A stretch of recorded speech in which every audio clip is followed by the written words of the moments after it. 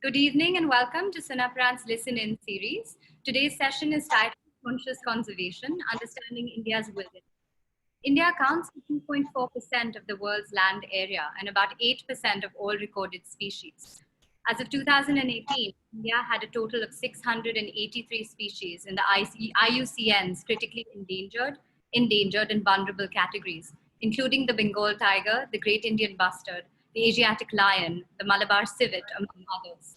Today's webinar brings together leading conservationists who will share learnings from their work and ongoing initiatives, and share their on-ground experience from their decades of work in this field. With this, I'm going to introduce Gargi Rawat, who's our moderator for today. Gargi Rawat is an environmental reporter and journalist and news anchor with NDTV. She anchored Safari India, one of the first wildlife shows in India, and is part of NDTV's Save Our Tiger campaign. Reporting on the environment and wildlife has taken her to several wildlife parks and sanctuaries across the country.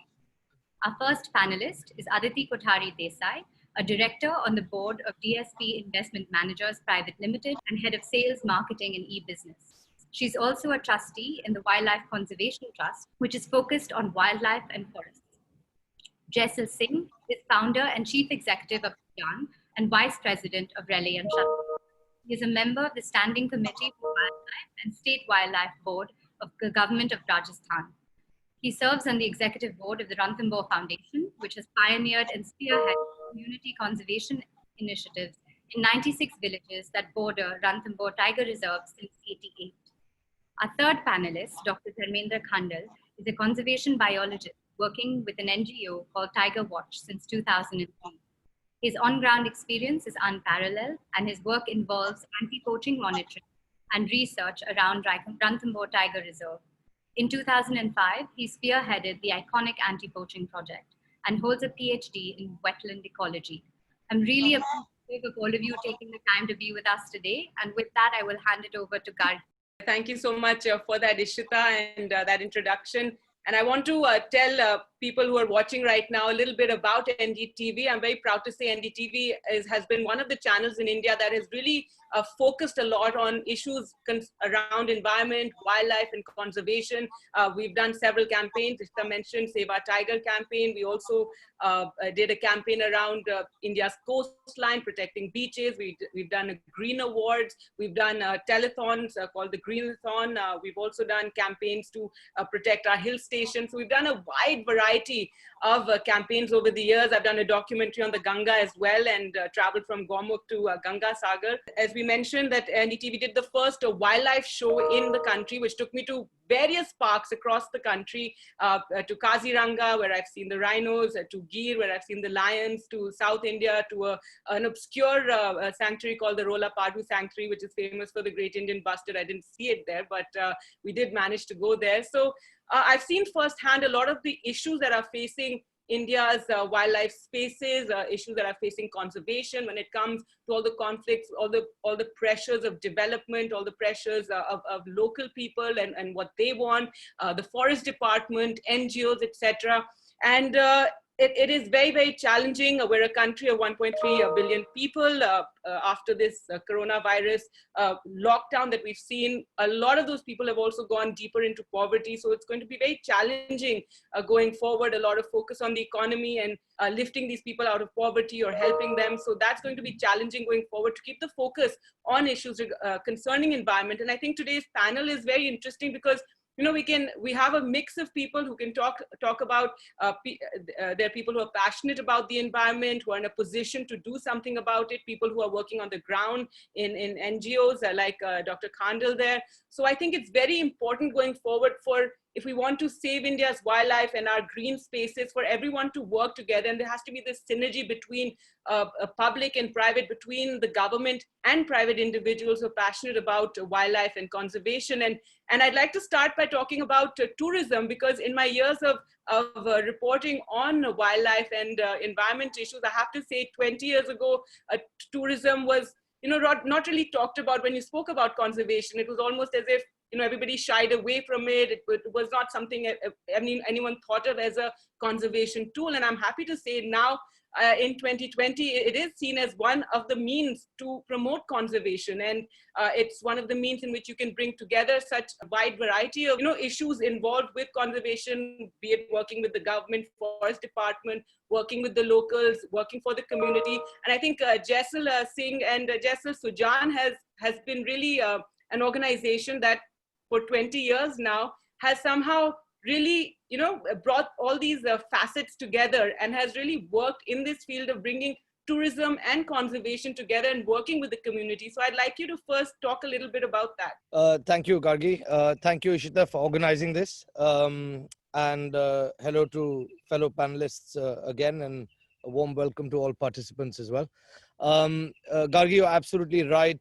When we actually started off 20 years ago, it was seen as a sort of enemy by many people, especially by the forest department in those days.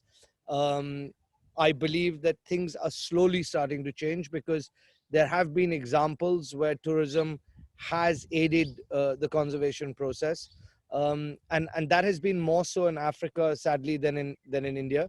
However, even here, things are changing, and there are companies that have a focus on conservation, ours being one of them. For us, it's always been conservation first. I happen to have grown up in Ranthambore, and that means more to me than just owning or running a safari camp or lodge. So yeah, I do believe that conservation will benefit from tourism, but it has to be responsible tourism. It has to be the right kind of tourism. Sadly, a lot of the times we see on the media, pictures with, overcrowding and so on and so forth. Some of those, I believe, are quite mischievous because they don't portray the correct image.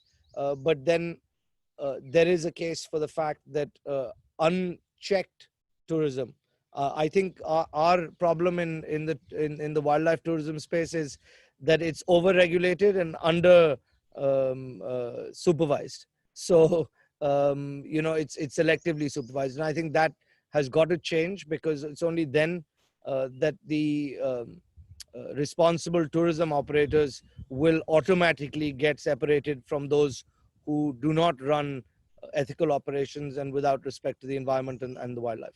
And Dr. Khandal, as someone who actually is working on the ground, if you could talk about what are the challenges you have faced in working with the forest department on working.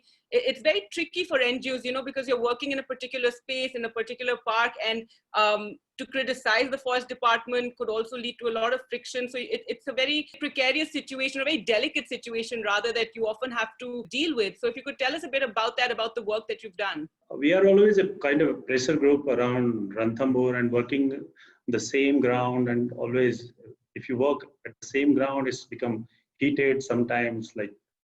So my experience saying that there are various type of forest officials. Some of them are taking things very lightly, some of them taking very personal. But since last 10 years, forest department financially supporting all the projects. I'm openly criticizing them also. So it depends on the kind of work you do. And there are 2-3 types of NGOs. One is the pressure group. Then other is supporting forest department. One is doing only research and science-based organization. So all of them have different roles and different responsibility. And I think to run this conservation cycle, all of them are equally important. So definitely, and we are not expecting any good welcoming attitude from the forest department, because we are, you can say, barking dogs. So we are expecting the same kind of treatment from them. We are not celebrities, so we are expecting the same treatment, and they are giving the same expected treatment. If you could tell us a bit about your work, or some of the interesting facets of your work in Ranthambore. So initially, I started anti-poaching around Ranthambore. We got almost, with the help of police mainly and forest department also, we got almost 130 poachers, 135 poachers in last 10 years or 12 years.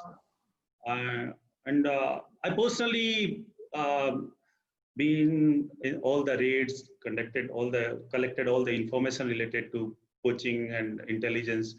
But then slowly we started the reform of the particular community. There is a community called Bavaria, which is also called Mogia. Yes. This is a small community, but their impact is very high. And usually they are in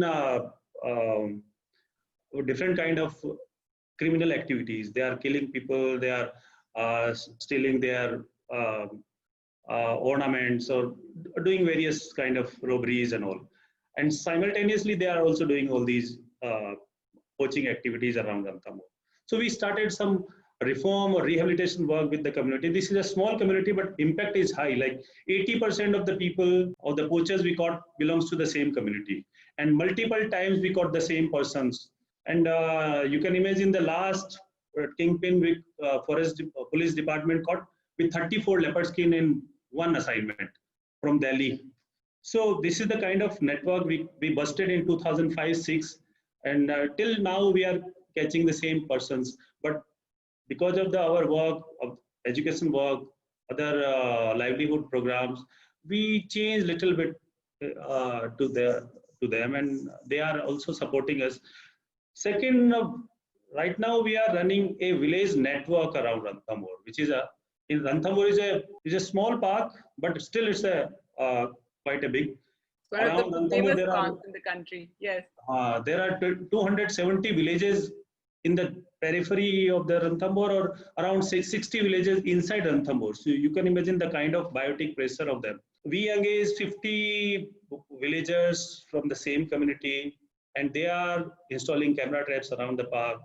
Jaisal is supporting our program financially. Forest Department also supporting the same program. There are several other individuals supporting us. So they are doing mainly three works: anti-poaching, monitoring wildlife. Like when the anti-poaching work started in Ranthambore, the tiger number increased. Right now we have 70 plus tigers in Ranthambore, and they are roaming, no space for them. Slowly, because of the Valmik's effort, that they started planning to develop quota. They started thinking about Ramgarh Visdari. They started thinking about the Dholpur forest. Now 3 tigers moved to Dholpur. Some tigers going to Kuno also. So the adjoining area is also developing because of Ranthambore's tiger. We sent few tigers to Sariska. So tigers naturally moving from Ranthambore to other areas, and my team is following them, monitoring them. One tiger moved 240 kilometers from Ranthambore. Our team followed them 2 months. One tiger moved to Bundi side, and we spent 4 to 5 months there, and then finally got the tiger and released in Kota. So there are several such activities monitoring tigers, and then we are also advocating the cattle kill compensation and things with the villagers. Whenever tiger kill any cattle, we engage Forest Department to give them timely compensation, and compensation scheme also improved. In 2005, they gave only 26 compensation. Last year, they gave around 500 compensation. So you can imagine 25 or 26 to now 500.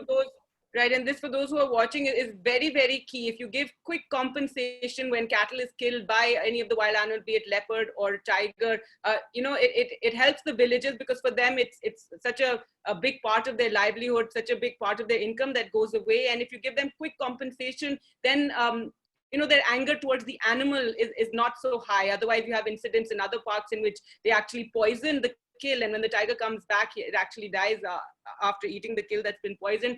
Aditi, now I'd like you to talk about WCT, and you've also been working very closely with the government in a very different way. And you're working in several states of India, Maharashtra and Madhya Pradesh, and the Northeast as well. So if you could tell us a bit about that. So we're working in 23 states. That's what the Wildlife Conservation Trust does. Right. And we work in 160 different national parks and sanctuaries now. So for us, it was about scale, because we feel even if you take the tiger is not going to remain just in one state. We want them to move. We want the gene pool, not to be fixed. And we want them to move from Maharashtra to Madhya Pradesh to Rajasthan when they need to. What we realized is that there were a lot of tigers, for example, outside the parks and the protected areas. So when they're trying to move from one area to the other, we realized that many times they would get poached, or there was man-human conflict, and a lot happened in Maharashtra because the protected areas, which we call national parks or sanctuaries, were very fragmented. So it was very important to give data to the government by putting camera traps to prove to them that there are so many tigers in this area, and that if we don't declare it a protected area, which means you can't have cattle grazing, and there are certain do's and don'ts as a result, then we're going to lose these tigers. And as a result, the jungle also gets saved. So tiger is really a mascot to save the jungle. And if we can build their habitats, and we can protect what we call corridors. Corridors are the little forests that join one forest to the other forest. And as you know, one adult male tiger, I think, Jaisal and Dharmendra, correct me if I'm wrong, they need at least 40 to 50 square kilometers, and even more every male tiger would need. The females need a little less. And so, only one protected area can only take X number of tigers. So they need a chance to disperse. And when they disperse, they should not be killed. They should not be road accidents. We need to make it safe for them.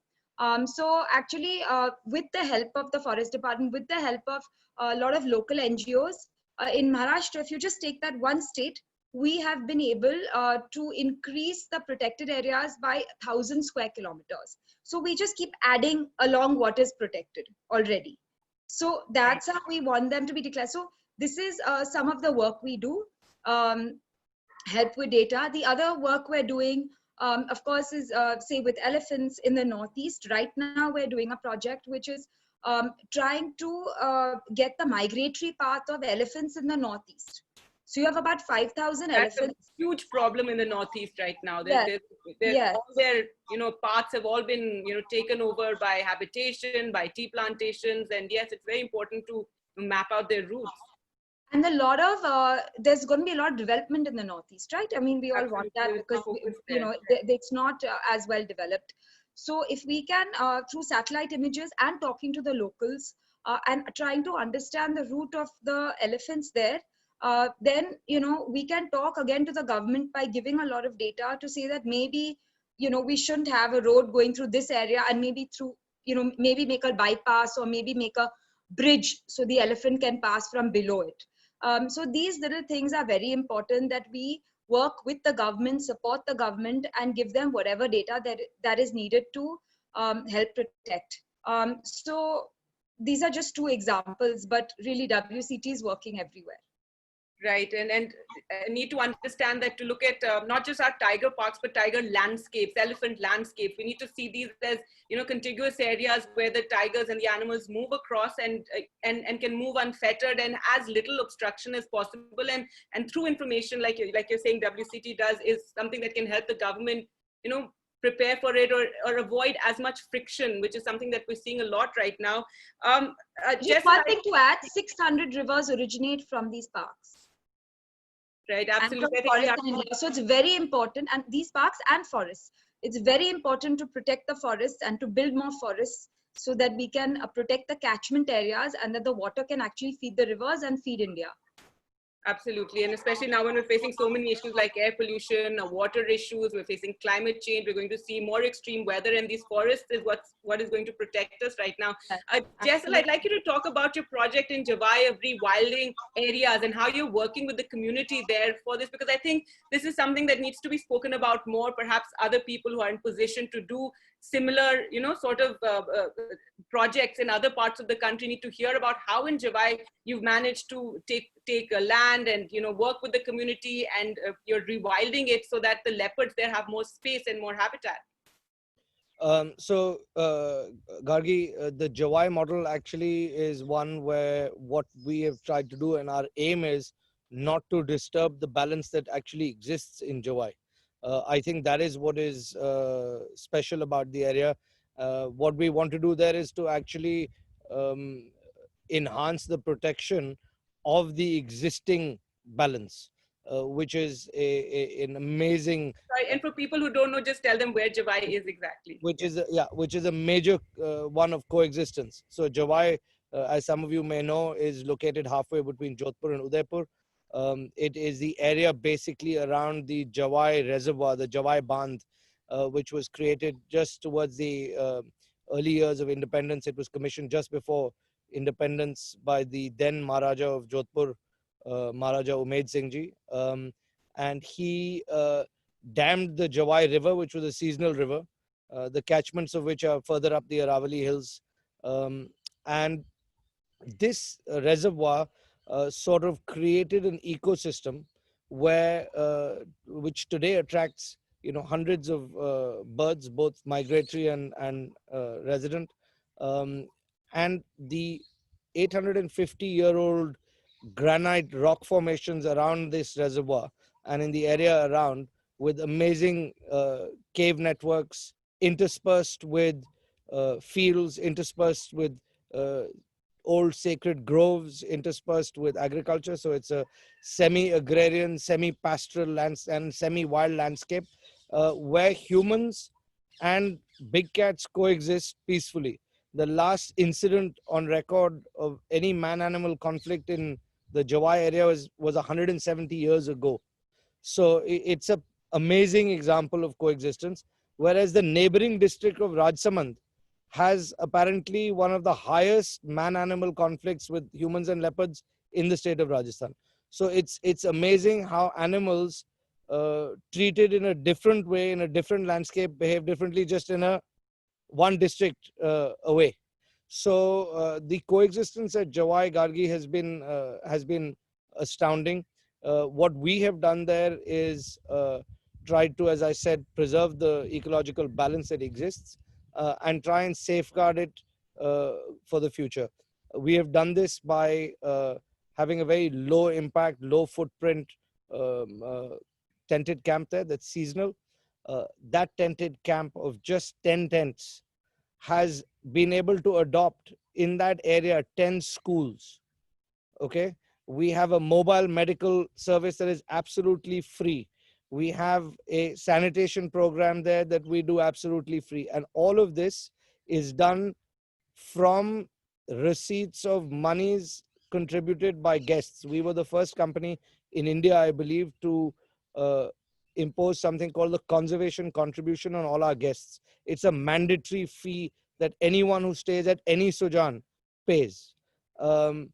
This money goes directly to conservation, and be it directly to wildlife conservation in the case of Ranthambore, where we are a primary donor to Dr. Khandal's brilliant Village Wildlife Volunteers program, or in Jawai, where we run a free mobile primary healthcare service. Our initiatives in Jawai benefit directly 20,000 people. And it just goes to show that tourism done correctly, low impact. I mean, I can't sleep more than 22 guests, right? And because of government regulations, I have to eventually now take that to 15 tents because there's a bare minimum for certain permissions, etc., that you require. And we had requested the government to give us that leeway to do it. And we will be 15, but that's only 30 people, right? And 30 people will contribute to the well-being directly of over 25,000. I think that's the correct balance, or a correct balance. Okay, so in different places, and I believe, and that's a point I'm going to make now, is interesting perhaps for our viewers.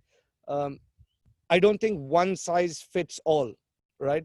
In India, neighboring districts, as I told you, Rajsamand has a whole different set of problems to Jawai, which is in Pali district. Okay, so the Jawai model works very well in Jawai, but that exact model may not work somewhere else. But a similar model that gives back, that contributes, can be replicated right across India. So there are lessons to be learned from Jawai for sure. It goes to show, and Jawai has been a profitable enterprise pretty much from the first year of operation. So it's not a non-profit, but it's a responsible profit. It gives back, I believe, pretty much more than it makes, if you know what I mean. The positive impact is more than its profitability. All right. So I think it's, as I said, it's an example that needs to be spoken about more when we talk about, going forward and protecting our green spaces and wildlife, and how private and government can work together, communities can work together. And this involvement of communities is also something that's very, very important. Dr. Khandal, if I just may add, Gargi, one of the other thing is that we've managed to train people from the community, not just to work at the tented camp, but we've also been training them in ecology and wildlife, because we have a full-time research assistant there. So we run a proper research program. Dr. Khandal has been advising us for a few years. Dr. Kaustubh Sharma, who's worked with snow leopards and big cats, has also been advising us in certain areas of our research.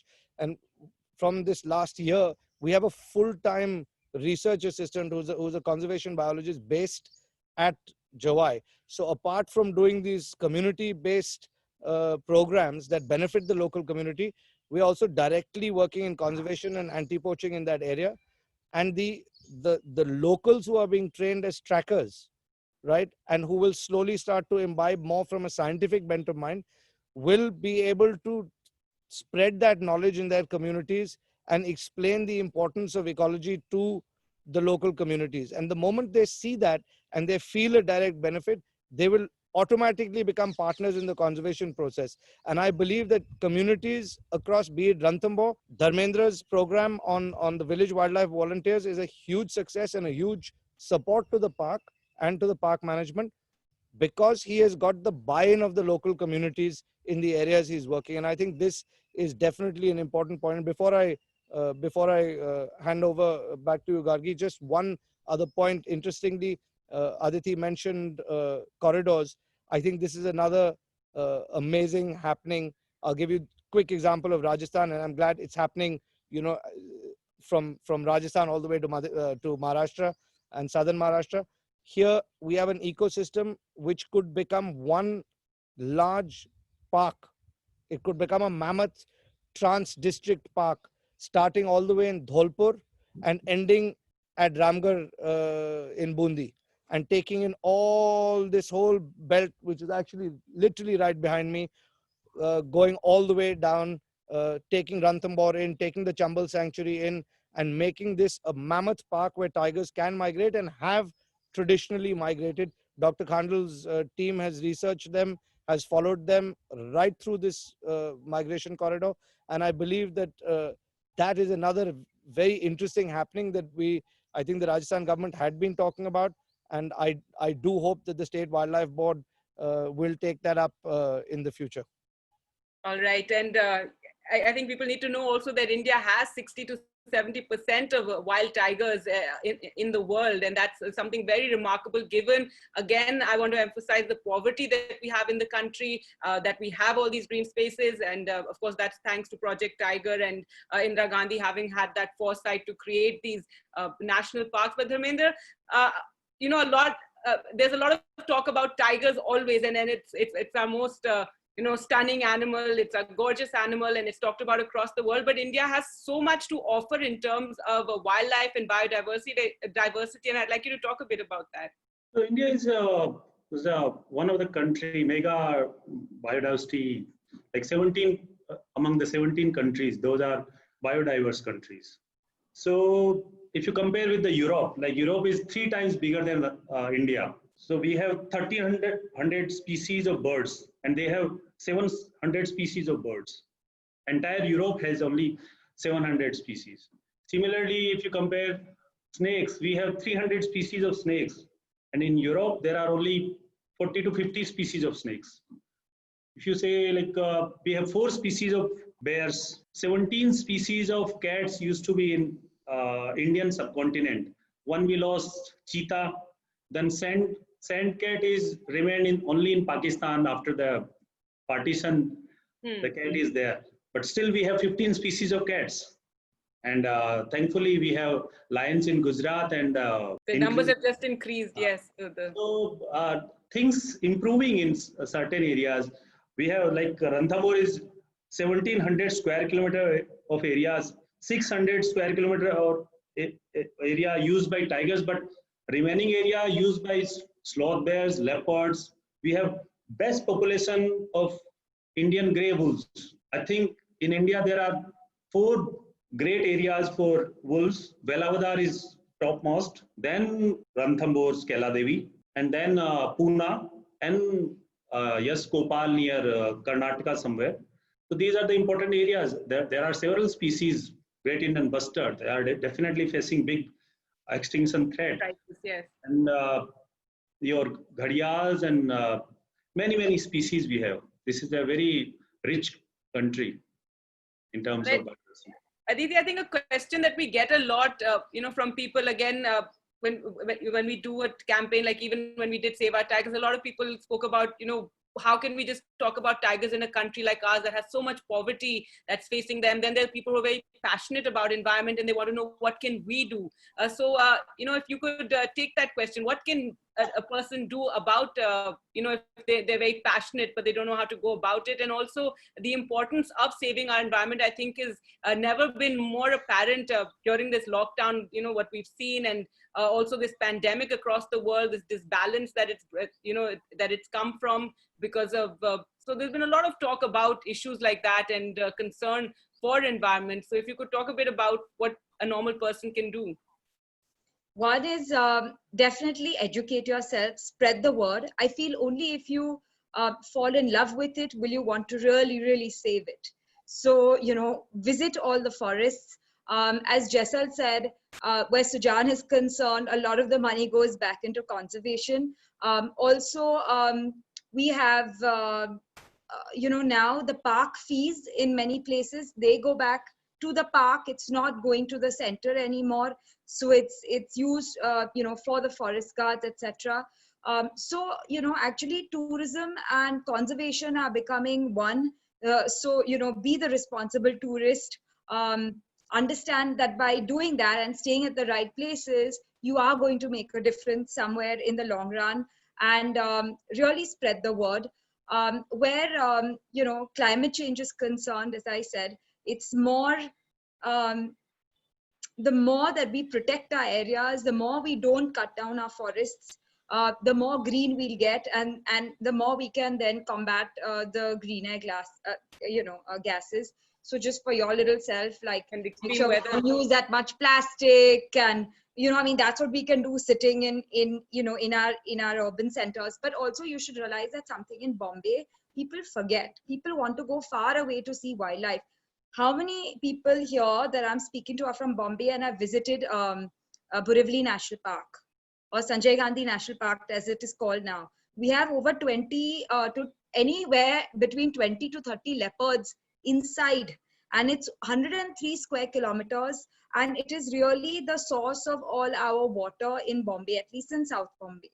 And the water is really pristine. You feel so good that you're going there, and there is a place like that that protects our water sources.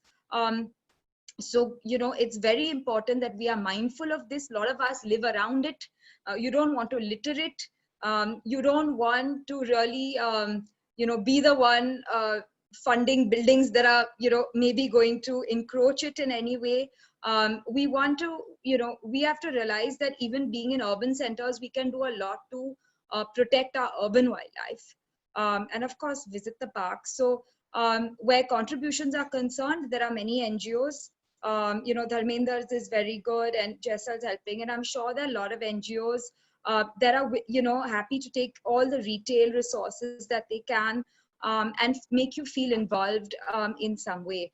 But yes, we need to do a better, we don't do a good enough job of involving the last person where contributions are concerned. And I think we'll all work on that.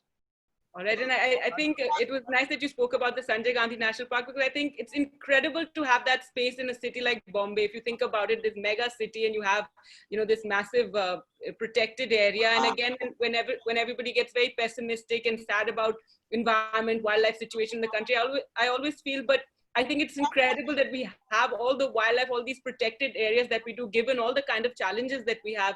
Jaisal, I'd also like I just want to add one more thing. Yes, I want to say that another thing that we see in Bombay that we're seeing now is like, birds and things like that we didn't even notice. That's because we're sitting at home now. We hear them chirping, etc. Snakes is something that I'm actually very passionate about.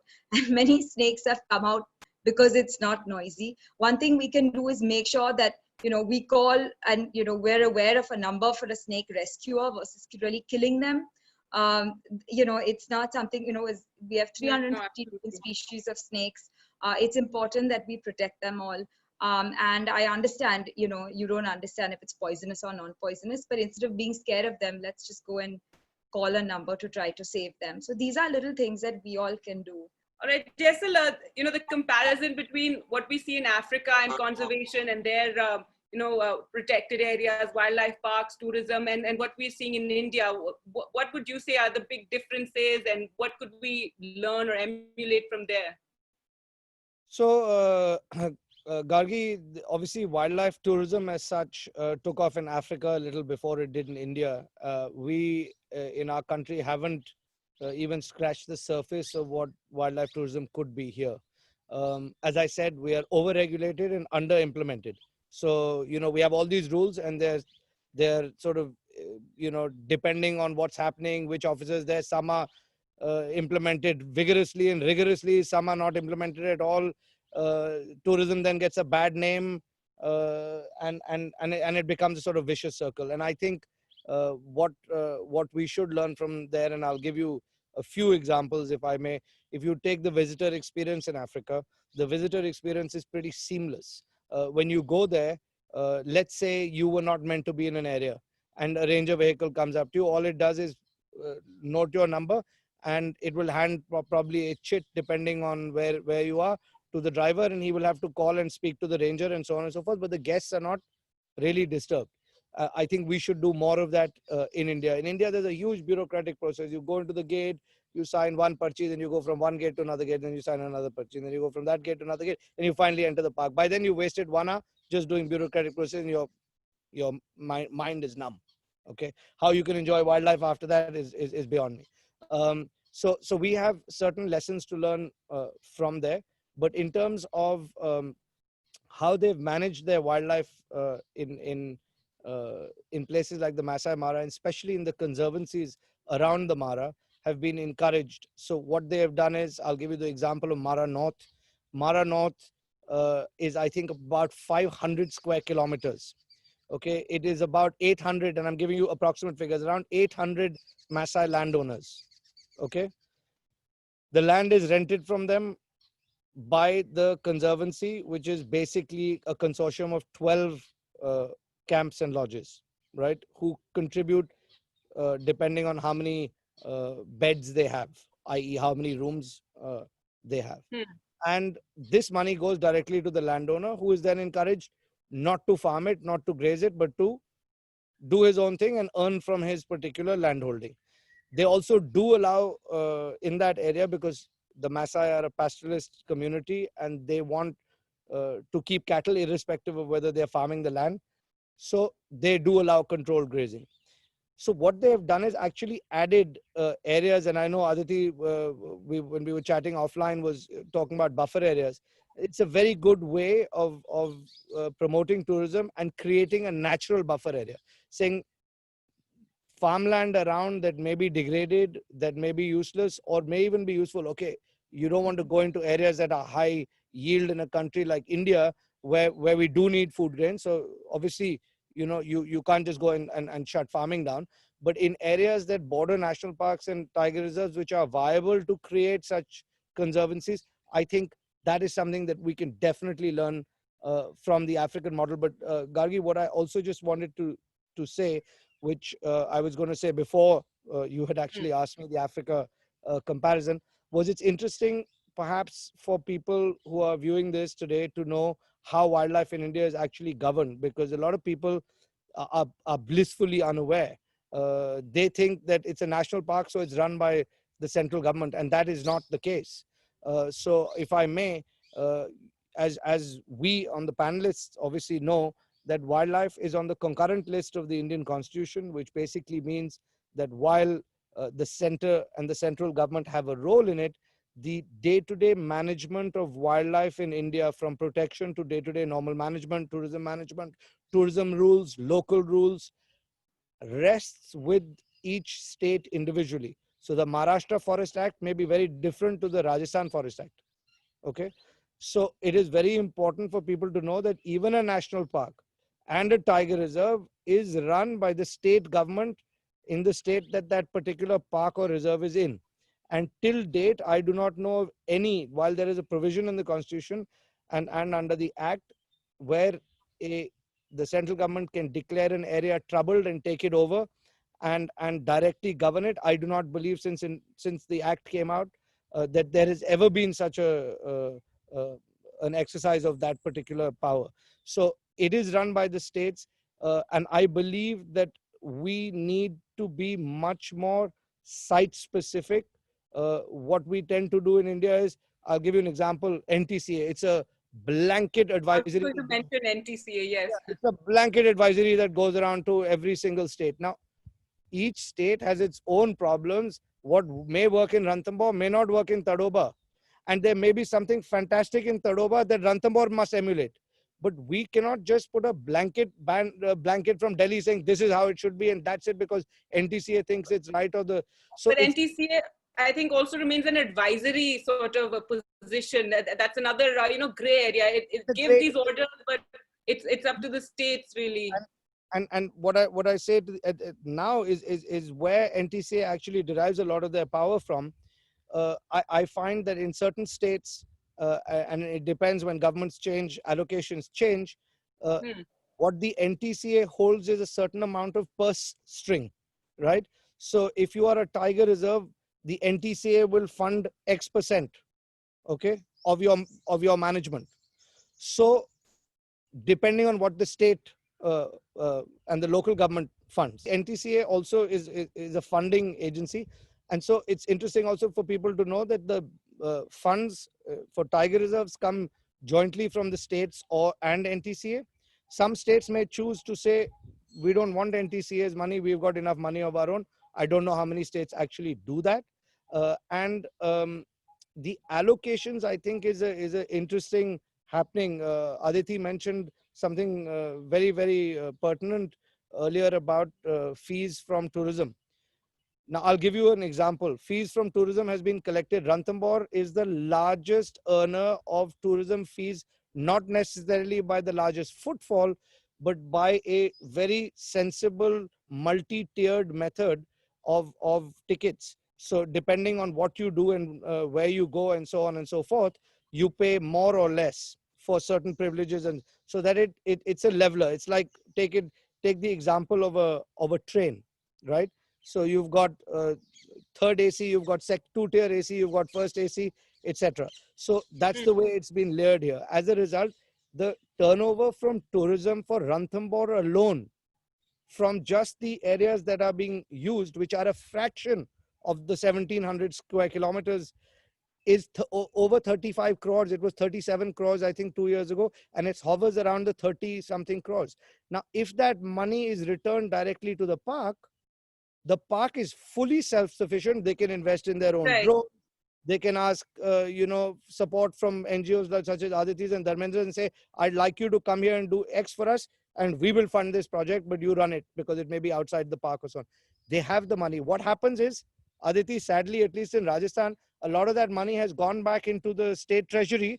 It is technically meant to come back, but it hasn't been returned. And there is, I believe, and I do not know the exact figure, so I'm not going to give it, but I believe there is a huge amount of money pending, lying in Jaipur with the state treasury, and I'm certainly going to... It could be used again for conservation. Yeah, I'm certainly going to try and help as my position on the State Board for Wildlife to try and convince the state government to give that money back to its protected areas. And it's not only about tiger reserves in Ranthambore, it is all protected areas. So I think that money is a huge challenge where it comes from each state, because the allocation can change. Rajasthan can have, let's say the government decide they're going to, wildlife is a priority and they're going to invest X 100 crores. Great. They may say no, and they may cut the funding to a fraction, which may not even support basic conservation work. And the other issue is which you can discuss at some point, Gargi, if whenever you find it fit, is political will. So that is I think an essential ingredient in the conservation process. Right. And we mentioned earlier, we have these tiger parks thanks to Indira Gandhi at that time, having the foresight to create these protected areas. And then, of course, we had more and more national parks and reserves increase. But Jaisal, you were talking about, tourism getting a bad rap, and, those pictures that we see from Bandhavgarh and Ranthambore of a lot of jeeps and people viewing the tigers. But I have to say, and this is what I tell a lot of people, is that at least we these are the parks that have the maximum number of tigers. These are the parks that are doing very well. Yes, they have a lot of tourism there, but there are a lot of eyes also on the park, constantly watching, whether it's Corbett, whether it's the Ranthambore, Bandhavgarh. There are parks in Bihar like Valmiki, there are parks in Odisha, in Bengal. We don't even know what's going on inside there because there's no tourism. And the forest department, it's their own fiefdom. They do whatever. Nobody's there keeping an eye on this. And Dharmendra, I want you to talk a bit about the poaching issue, because in India, a lot when it comes to tiger and leopard, a lot of the parts of the tiger, etc., it's all meant for this Chinese market. But then there's another issue of bush meat in a sense, which now during this lockdown we're hearing about, that there's a lot of poaching going on, given that a lot of people are returning to their villages, and this is also becoming a big issue. So there are different levels of poaching, and these snares are being found. A lot of the forests in the south as well, a lot of snares are being recovered by NGOs who are working there. We're seeing reports of that constantly.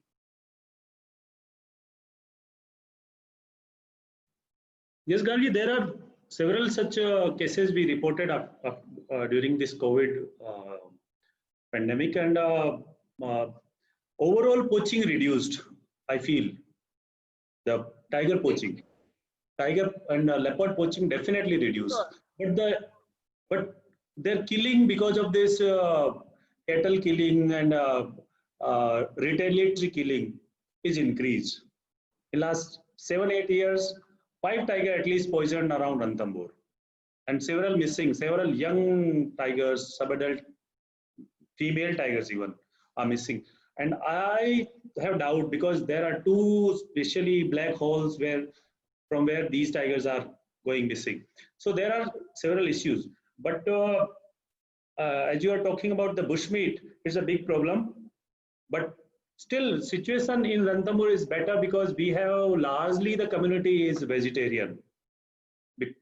Meenas and Gujars, they are mainly involved in, but the trend is growing.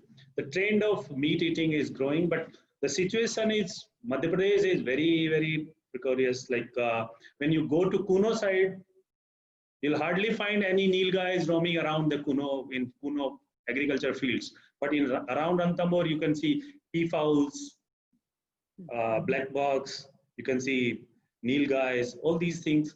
But definitely the bushmeat trend is increasing, but the overall organized poaching of tigers and leopards decreasing. All right. Well, Isheta, I think now would you like us to take some of the questions that people have posed? So maybe we can start with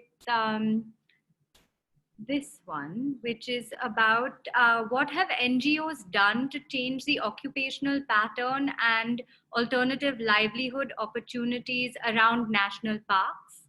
I know a lot of NGOs are very active, and again, there's a need for NGOs to work a lot with the local communities. And Jaisal, I think the example that you were giving that I think more people need to emulate that of hotels and resorts that are coming up near national parks, near tiger reserves. Employ more of the locals. Don't bring in people from outside. Employ more of the locals and invest in them, train them. I think that is one of the ways that that they'll also have a buy-in in the success of the park and in conservation, isn't it? No, and look after them. And I'll give you a quick sad fact. This pandemic, I saw some questions that came up from the audience on how it's affected.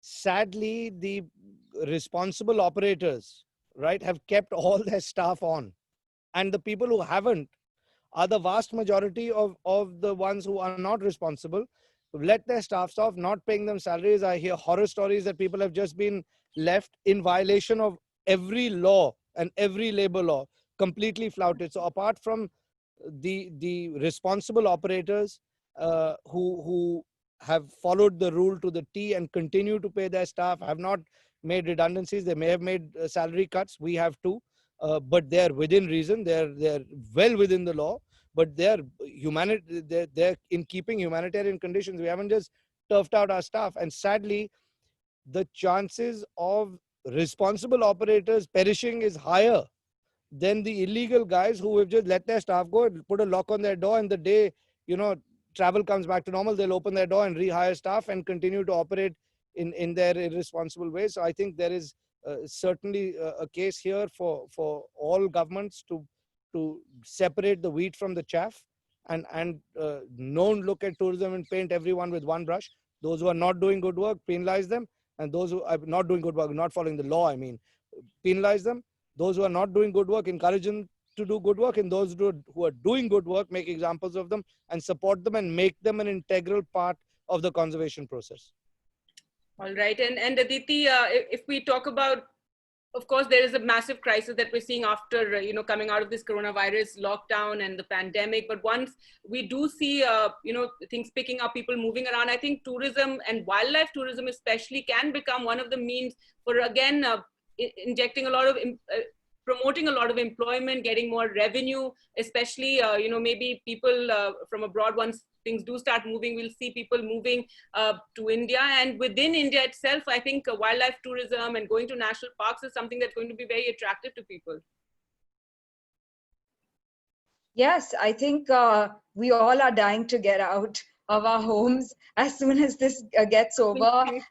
And Jaisal, I wouldn't be surprised that, you already have like crazy bookings for next year, because, everyone's just dying to get out and get into the forest and, be free and be one with the animals. So I'm not sure, is that the question that you were asking, Gargi? I'm saying that so again, this bad rap that tourism gets, I think, again, it could be a means of generating a lot of employment and doing it responsibly, as Jaisal said. That's very important. Yes. I have to say that, we are not at all in the tourism area as WCT. Yes. But yes, we do believe that tourism, of course, will help local communities, but you have to include constantly the local communities and train them in every way. And right now, COVID, as you said, is actually, there are a lot of people coming back from the urban cities into the rural areas and are going to be jobless. Jobless people are dangerous because, there is a lot of depression, anger, etc. You don't want them to go in and help the poachers or have to, some of money, and that's what yes. there are so some reports already. These are scary things that we all have to be aware of, and we have to skill and we have to employ and make them employable. Either they go back to the urban centers, or they can be employable in tourism, or as jeep operators, etc. But let me tell you, next year, it's next year and the year after, suddenly there'll be a surge in tourism, and people won't have staff, which will be a bit scary also. The next question is, how do we increase access to and awareness about national parks when the costs are so prohibitive to the majority of the Indian population? I think all of you could address this, but whoever wants to go first. Yes, I mean, it's true. I think costs are a bit prohibitive. Jaisal, would you say they're prohibitive? I know that in many of the parks, I think in Madhya Pradesh, it is very costly to go into a park, but I mean, I think Jaisal, you perhaps be best to take this. No, the costs of entering a park are not prohibitive at all. Okay, so in Ranthambore is an example which is from the tourism end. The structure, I think, is excellent. You have a means for a local villager to go in. There are ways and means for someone who's below the poverty line to be able to go in the park as well. You have then a canter, as they call it, which is a 20-seat safari vehicle. So that's much cheaper than taking a jeep. The ticket on that is not expensive. Then next year up is booking a jeep in advance. You pay a little more, and you can book it by the seat, or some people want to create space. And now with obviously depending on how long this COVID pandemic is going to carry on, and social distancing, at least to some extent, is going to be on. Rather than having 6 to a jeep in Ranthambore, they may restrict it to 4 to a jeep, which I believe anyway is the correct way to go. I think 6 is overcrowding. They should, unless as a young child or something, they should, consider that. And in other parks, I can't recall, but then there is a Tatkal jeep. So when you say it's prohibitively expensive, someone who can afford to make a last-minute decision and say, I'm going to Ranthambore tomorrow, he or she can get a jeep. They have to pay a premium of X amount, which again goes directly to the eco fund here, or to the parks direct fund. Then if you want to choose your guide, you pay a little extra. You want to choose a zone, you pay a little extra. You want to do a half-day permit, you pay double. You want to pay a full-day permit, you pay double that. So the parks, there are ways and means for you to go. And so if you're a professional photographer, you may choose, rather than to spend a week, to take 2 full days and have a full day experience in the park. And I think this is taken from the African model and ought to be emulated.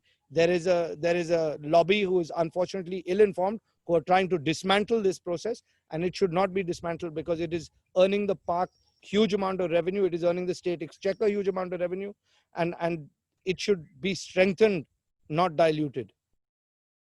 All right, maybe I think just really something quickly to add is that we always think of Ranthambore, Tadoba, and the basic, 3-4 sanctuaries, and then we say they're expensive or it's tough to get a jeep, and how do you go? It's not accessible. But there are, as I said, we're already working in 160 different parks and sanctuaries. I think it's important for us to discover them. Yes, it's important for us to even maybe publicize them a little more, so that everyone doesn't crowd to the same parks. You have Nagzira in Maharashtra, you have Bor in Maharashtra. People haven't heard of these. Everyone has only heard of Tadoba in Maharashtra. Right, that's a very important point. Yes, the Maharashtra side of range also is also because they want to limit the crowding. So you have to really plan if you want to go to a national park. Now, Corbett, Ranthambore, and Madhya Pradesh. Let's try different ones. Who's out of Satpura in Madhya Pradesh? Excellent example. We have to think of different things like this. We only want to think of those 4-5 parks and then say it's expensive. Obviously, there's a demand and supply issue. It's economics. So we all have to try to spread out. Okay, that's a very good point. Yes, Isheta? The next one comes from Kaustubh Sharma, who I'm assuming is Dr. Kaustubh Sharma. What are the contingency plans to sustain the current and future travel restrictions that might happen more frequently in the days to come because of climate change? Because of climate change? I assume it means any kind of natural disaster. God, we're already going through one massive disaster this year, and God forbid we have.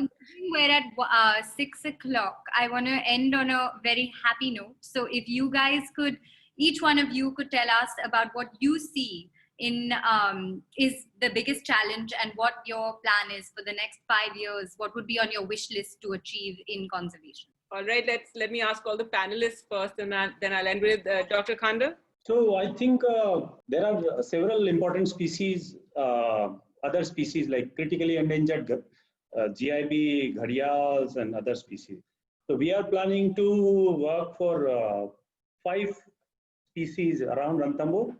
One is wolf, and we want to promote Kaila Devi as a wolf sanctuary and the wolf area, and it's not necessary to develop all the areas for tigers only, because there are 5,000 people inside the sanctuary, inside the critical tiger habitat, and it is very difficult to remove them.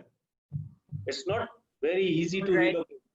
So better to live with this, the ongoing whatever ecosystem, because we have many goats and sheep and all are happily, they are sacrificing for the wolves, and we can start compensation for wolves equally, like efficiently we are doing for tigers, but not for wolves, unfortunately.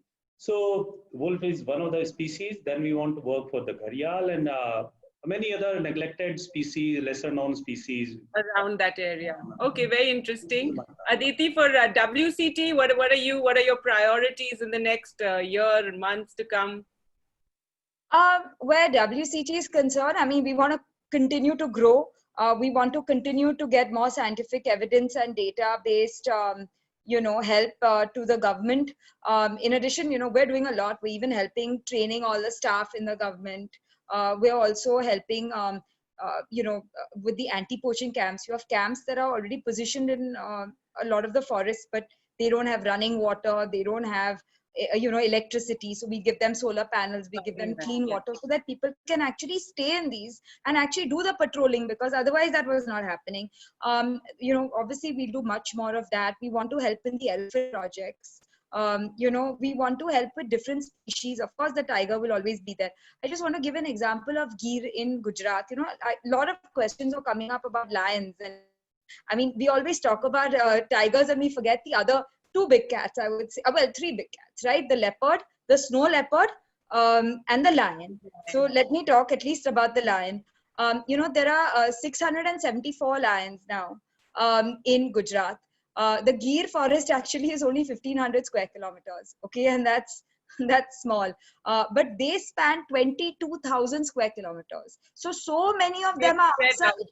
Yes. And that is causing a lot of human conflict.